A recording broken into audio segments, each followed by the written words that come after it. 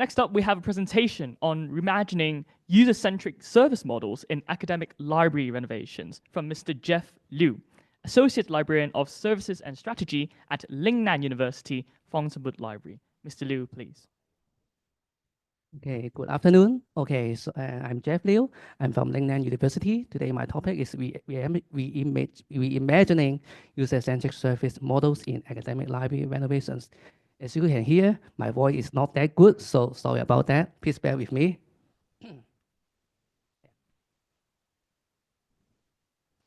Okay, this is my outline today about, I will first introduce our library first, and then our renovations, and how we imaging our user-centric service and the lessons learned. So we are now here at the red dot here. Let me try the highlight one. Yes, okay. So we are now here, and then Lingnan University is on the west side part of the new territories. It takes 37 minutes to, from here to the Lingnan University Library I'm working. So let's go there, okay? So we are one of the 8 government-funded universities. I know that many of them have sent their representative here today. So this is the mission of our library in 4 areas. So today I'm going to highlight this one, the building or creating the compelling space and facilities to enrich our users' learning, teaching, and research needs. So this is our library looks like before 2020. So you can see that it is not some kind of camera effect. You know, you can see that all yellowish light, yellowish wall, yellowish furniture. But it is just it looked like at that time. I do not purposely to make it just too old. Okay. So this is the background of our library. So in 1995, same as HKBU, we have moved into the new campus with a new library with 2 floors. And then we have added an additional floor, 3rd floor for the library, and 4th floor for the office floor in 2005. In 2006 and 2007, we have built an information commons on the 1st floor, that is the main floor of the library, and renovate the lobby area. So in 2009, we have added 2 more small reading rooms on the 3rd floor. So far, no other major renovations have been done in the past 25 years. The carpets, as you can see that in the previous slide, the tables have been used for over 25 years. It looks all shabby and outdated and not able to, meet the digital needs. So this was the floor plan I retrieved from the previous library publications. You can see that all our bookshelf, books, books, and then we have 3 service counters, the circulation counter, reference counter, and media counters. So we have a lot of PCs. This is extracted from a library newsletter 2011. We emphasize on more computers and printers. So we put everything here. We put many books. We put many PCs in the very limited space. So that is not optimal, right? And we have no elevator in the library, so it makes us very hard for our users or the wheelchair users, to be specific, to travel across different floors, and also our book trolley cannot move between floors. We have to rely on the lift outside the library. It is not quite satisfactory, and we have scattered the office that lower our efficiency as well. So what do we need? What librarians want? This is the vision of our library renovations, is to establish library as a learning hub and intellectual heart of the university, provide dynamic experience to students, build a vibrant and technology-enhanced environment to all users, and most importantly, use this renovation to drive changes to service models that enhance user experience. So besides librarians' wants, what are our users' wants? We have listened our users' comments from surveys and from our observations. From surveys, they always request for longer opening hours, too hot or too cold in the library, different area, different zone, and more study space and seats. And from our observations, we have observed users behavior as well as their misbehavior. That's how they use it. So and just like as Chris and Beverly just mentioned, not many people use the physical collections in the library, and also they would tend to put their iPad, put their MacBook on, and move away your keyboard, move away your computers. So the counter transactions are very low. All counter transactions are very low, and then they would like to move around furniture, to form their own groups for discussions. Seat hogging, you can see that. This is one of my favorite photo here. And all the space have been just not optimized. And they need power, okay? They need charge their devices. So this is somehow the timeline of our 2 phases of renovations. We break it into phase 1 for renovate the first floor and build a new mezzanine floor in the phase 1, and for phase 2 to renovate the 3rd floor and move all the offices to the new built, not new builds, newly renovated 4th floor. The timeline is just here, it's just irrelevant because we have got a lot of delay. Okay, so to deal with users' needs, for example, there are longer opening hours and also they do not quite use books in the library. Of course, we do right-sizing the collection, right? Right-sizing, yeah, good word. Okay, and also we have set up this new overnight area here in the late reading room, in the main floor, in the central part of the library. Before the renovations, it is our library only runs until midnight, 12 a.m., staffed by our student helper. But after renovations, we have this area and over 100 seats overnight area available for our staff and students. And there are high-use books here. I use books here and course materials. All of them can be checked out by our self-checkout machine, self-pickup locker, self. All they can do by themselves.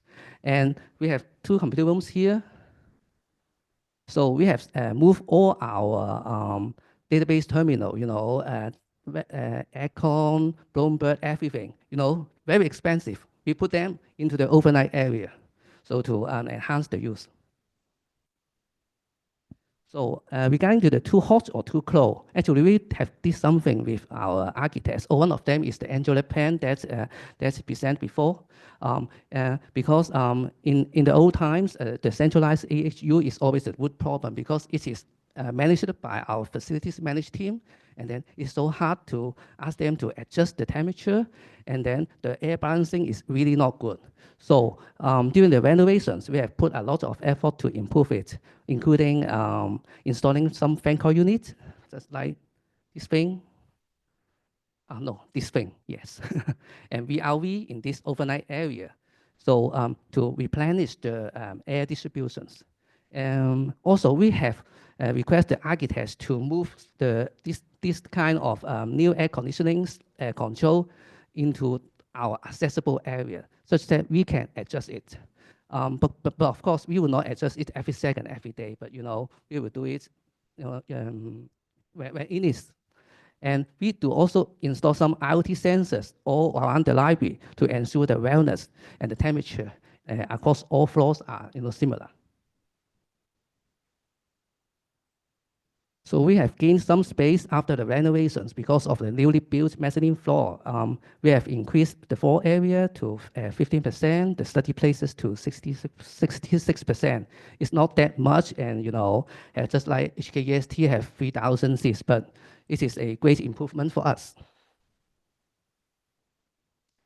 And I would like to paraphrase, just add presentations. We do not only maximize the space due to our limited constraint, we optimize it. So, so we apply IoT technology to address user needs. Again, these are the seat hogging issues. Yeah, and I think it is happening now because it is exam season. We have installed different sensors in the library to monitor the area.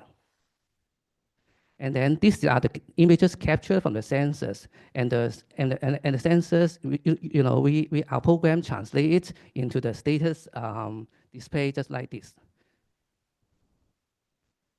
In this dashboard, green means available and idle perhaps. So when some users using the dead seat, it will become red, and then when he or she left for 10 minutes, it will become yellow. If he returns to the seat, it will become red again. But if he keeps disappearing for 10 more minutes, so it will become green. What happens in green? Okay, so the display, the sensor status will be displayed at the dashboard installed in the late reading room and some of our selected areas. So in case of you see green status, so we encourage users to clear the unattended belongings. It can also save us pressing needs for our staff to patrol and to move things out and do a lot of registration. It just wastes time and effort. And users are still, of course, hesitate if they can move others' items, but at least it can express ourselves somehow. We are here to help them, and they can move away other stuff. And this is a really good way to handle and reduce user complaints, especially created by users themselves. So there are also more IoT sensors for monitoring. For example, the too hot, too cold issues. As I said, we monitor the IAQ with temperature, humidity, CO2. In case the CO2 is too high, we do not want them to sleep in the library. So we will adjust more fresh air into it. So also the PM 2.5 and PM 10, of course. And also, of course, there are some safety issues. We also have to monitor the emergency door alerts. And of course, water is librarian's enemy. We have to tackle it. So we also install water leakage sensor in our archives. So in case of that, we will get instant alert. So we also adopt a single counter approach to reduce 3 counters into 1 and managed by only 2 staff. It helped to enhance our staff efficiency as well, because in the past, for 1 night shift or weekend shift, we need 5 staff for 1 shift, but now just 2. And so such that we can release the staff to more demanding and new emerging areas. So it does not only give back the space to the users, but also enhance our own efficiency. We also move away from our traditional model of circulation office always behind the circulation counter. We call it in Chinese is 前鋪後居. So we do not like this. So we move all the staff into the centralized office, and then we use this kind of dashboard to monitor what happened in the library. So we also take this opportunity to finally build our internal lift to make sure all corridors, all corridors between bookshelf are comply with the accessibility regulations and needs. We have also picked some new nice furniture for the new space, to make sure that we are flexible enough to make changes, not only during renovations, because if your furniture are those built-in furniture, then you can only remove it during renovations. But if in case you just buy it from vendors, you can change it almost at any time. And we chose those lightweight, safe and easy to clean, stackable and movable to fit our users' needs. And of course, avoid built-in furniture as far as possible. So we have adopted different types of technology and equipment. For example, during the renovation, we upgrade all the IT infrastructure like the Wi-Fi and the wired network. And also, students need power outlets. So we provide almost all tables with power outlets, reachable power outlets, so that to fit their needs. And also, we encourage self-service service. So we have a lot of self-checkout stations, self-service book jobs, and also pick-up locker, copy, pin machine, whatever. So we hope that they can serve themselves. And as I said, we move all database into the overnight area and try to reduce the number of PCs and IMAX to make use of this kind of HDMI port-ready monitor to plug in the students' own device for them to use. We have also made use of the gainer space for different new initiative, including the makerspace. There's many libraries in Hong Kong have it already, and also a new cafe area for organizing some events. These are the most popular events in our library. That is the refresh coffee. We will serve free coffee during exam time. So this is the way how we renovated the library, and we have completed it in this recent 5 years. So we hope we make use of this technology and digital transformation and also user-centric approach to make changes to our physical library. We have also unified the SCADA space and also reduced the service counter to enhance our efficiency. So we also make use of AI and different sensors to solve user issues and our own issues, of course, and to reduce manpower needs. So the lessons learned are we're librarians, we most understand our users' needs. As the discussion just before, it is quite an art to coordinate, to talk with architects, librarian, and the facilities office. So it takes time. So we have to understand user needs. We are user, right?